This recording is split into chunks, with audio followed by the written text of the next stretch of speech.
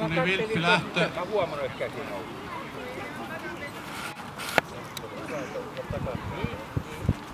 11-vuotiailla tytöillä on pituusmenossa, etteikö vielä ottaa. Kuulin, että 11-vuotiailla tytöllä on pituus kesken, ei pyydetä heitä paikalle. Mutta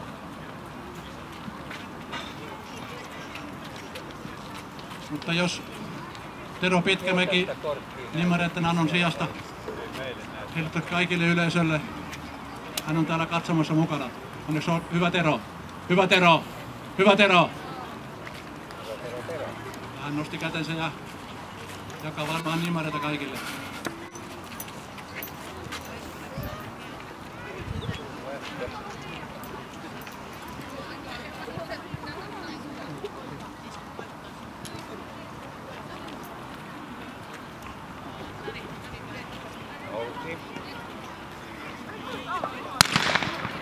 Toinen lähtö onnistui, 600 käytössä ja siellä tullaan kun kova taisto Viettinen HKV johtaa.